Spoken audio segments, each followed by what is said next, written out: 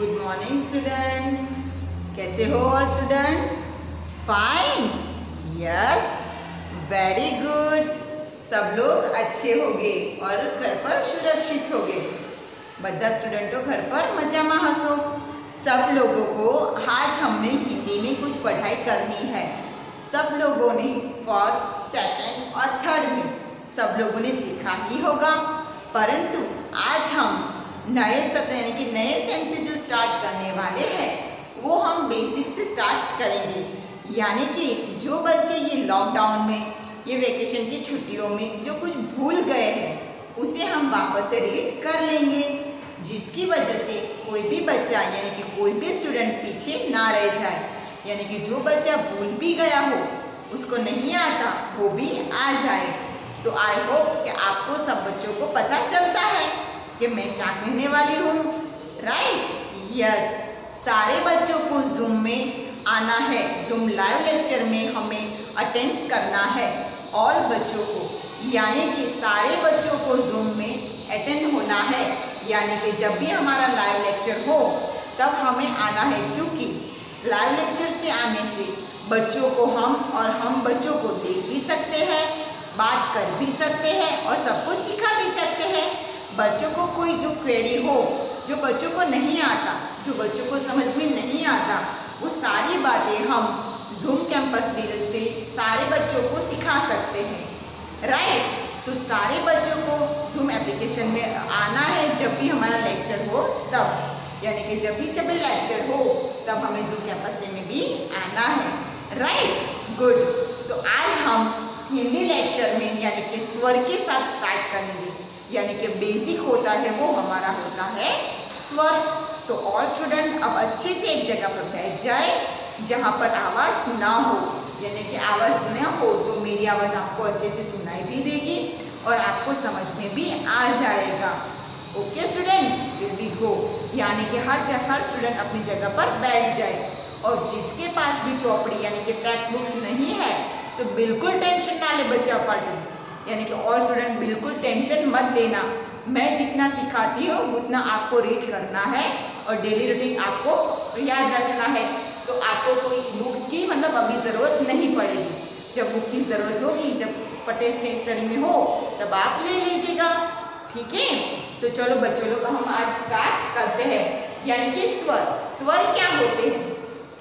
जो हम प्रोनाउंस करते हैं यानी कि जो हम बोलते हैं उसको हम स्वर कहते हैं।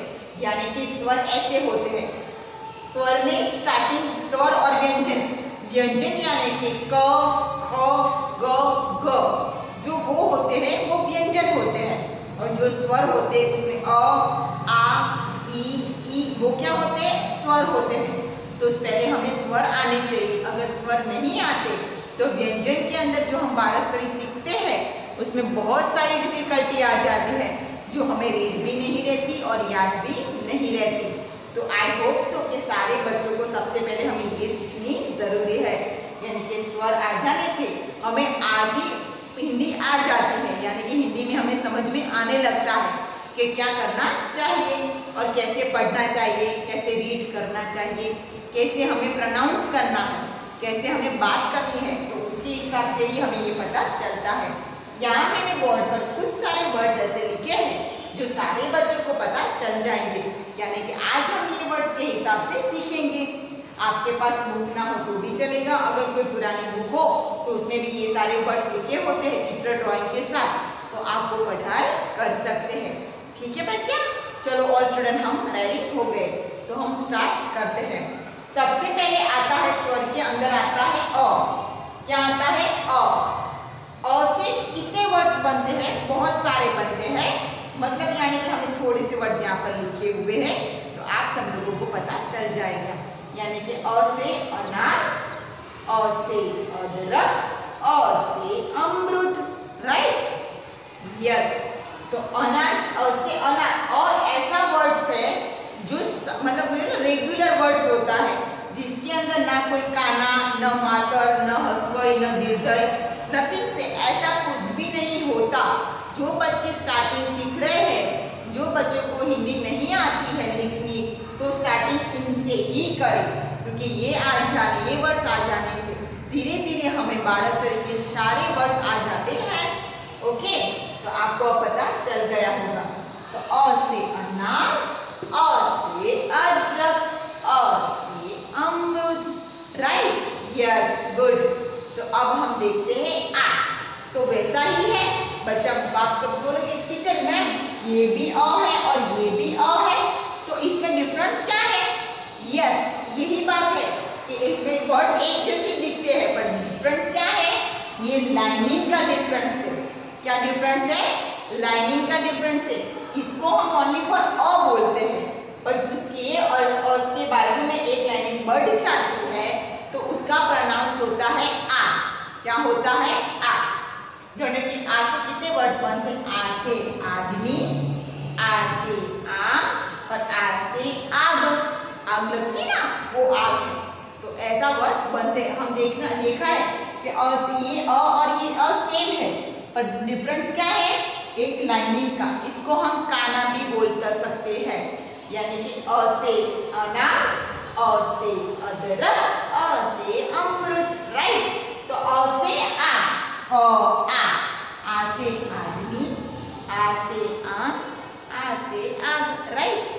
तो ये जो दो वर्ड्स है वो सेम है, यानी कि मैच करते हैं, मतलब कि उनके वर्ड्स के मीनिंग अलग है, पर अ आ ऐसे प्रोनाउंस करने में हमें इजी रहता है, मतलब बोलने में और बात करने के टाइम पर हमें ये जल्दी से आ जाता है, यानी कि हमें पता चल जाता है कि हमें क्या बोलना है। ठीक है, ओके। अब हम दूसरे वर्ड्स लेते हैं ई। तो ई यानी कि ई भी ऐसा ही हो, जैसे अ है वैसा ही ई है, सादा ही, उसके ना काना मातर ना रस्वेंद्र जैसा कुछ नहीं लगता। तो ई से इमली, ई से ईना, ई से इमारत, राइट, यस। तो हम देखते हैं कि ये वर्ड्स ऐसे ही है जो इजीली वर्ड्स बोले जाते हैं, जिसके अंदर किसी को भी लिखने के लिए कोई दिक्कत रहती नहीं है। मतलब हमें पीछे देखो दीर्घ है, ये काना है, ये काना है, मतलब लाइनिंग है उसके बाद में, तो वो काना उसको बोला जाता है।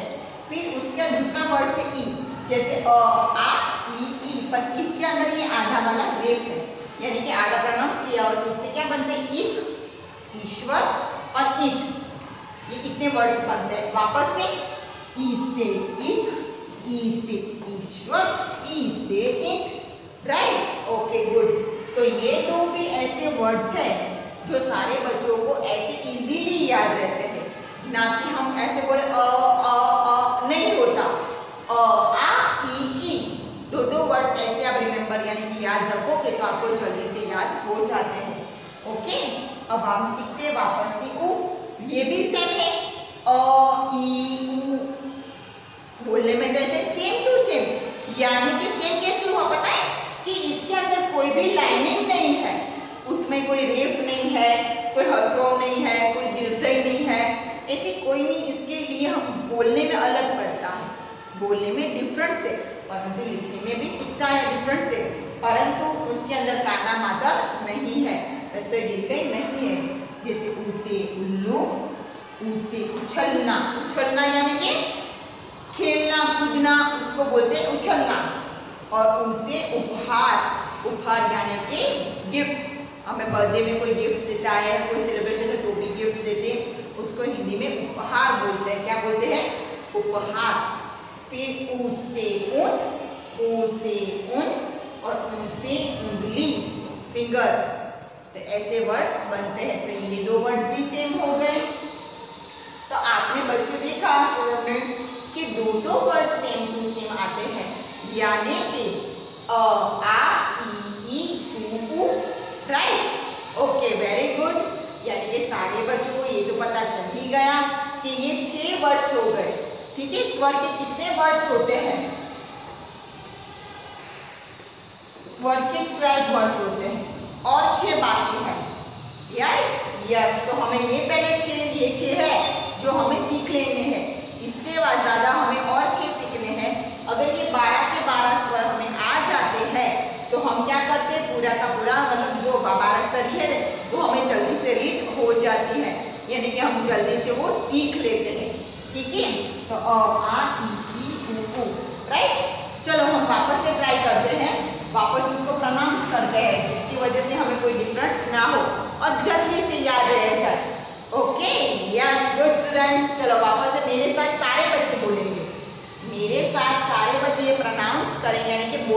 बातचीत करेंगे ऐसे। चलो start, ready, okay, very good.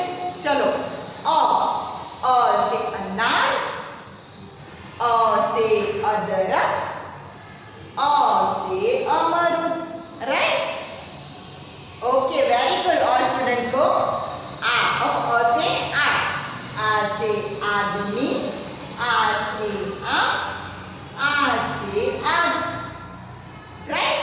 तो आदमी, आग और आग, आदमी, आग, वो तीनों वर्ड्स हो गए। अब होगा ई से इमली, ई से इनाम, ई से इमारत, ओके, वेरी गुड स्टूडेंट्स। अब है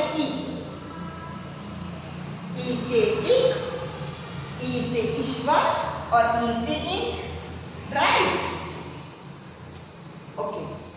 फिर देखिए नीचे ऊ से उल्लू, ऊ से उछलना, ऊ से उपहार, ओके, वेरी गुड। ऊ से ऊंट, ऊ से ऊन और ऊ से उंगली। ये आपको 6 वर्ड्स आपको आ गए हैं। तो अब आप होमवर्क में क्या लिखेंगे? तो आज का होमवर्क ये रहेगा कि हिंदी की बुक्स में ये आपको लिखना है 1 टाइम, और होमवर्क यानी कि रफ बुक में आपको, होमवर्क की बुक में यही आपको 2 बार लिखना है, यानी कि 2 टाइम्स लिखना है, जिसकी वजह से हमें आ जाए। अगर आप बच्चों को और इसके अलावा और कोई भी शब्द आते हैं जिसका प्रोनाउंस यही स्वर से स्टार्टिंग होना चाहिए, तो आप अगर दूसरे वर्ड्स आते हैं तो आप रफ बुक में यानी कि होमवर्क में बुक में लिख सकते हैं। हिंदी की बुक में 1 टाइम और रफ बुक में यानी कि होमवर्क की बुक में 2 टाइम्स। ये हमारा आज का होमवर्क रहेगा, ठीक है बच्चा लोग। और होमवर्क आपको कैंपस डे के अंदर मुझे सबमिट करवाना रहेगा। कैंपस डे के अंदर जब भी हमारा होमवर्क आता है, जब हम लोग भेजते हैं, जब आपको वहाँ होमवर्क दिखता है तो आप उस पर क्लिक करते, वहाँ पर सबमिट लिखा होता है, तो सबमिट के अंदर आप क्लिक करना। तो उसके पहले आपने जो लिखा है वो पेज की फोटो खींच लेना। फोटो खींचकर उसके अंदर जो आपके फोटो फोन में सेव हो जाएगी, तो जो सबमिट होता है उसके अंदर आपको सेव करके फिर आपको होमवर्क मुझे भेजना है। तो वैसे ही आपको कैंपस डे में ही मुझे होमवर्क भेजते रहना है, ठीक है स्टूडेंट। तो सारे बच्चों को आज की हिंदी के लेक्चर में मजा आई? गुड, अच्छा लगा? अच्छा, वेरी गुड। तो सारे बच्चों को ये सारे 6 वर्ड्स आपको आ जाने चाहिए अच्छे से और ठीक तरह से। नेक्स्ट लेक्चर में और ज़्यादा यानी कि इससे अलावा 2-6 वर्ड से उसका हम प्रोनाउंस करेंगे। तब तक आप घर पर रहेगा, सेफ रहेगा और बाहर मत निकलेगा, क्योंकि आपकी ही वजह से सारे बच्चे, मतलब सारे बच्चों घर पर रहने से ही हमें अच्छा लगता है, ठीक है। Good bye, take care.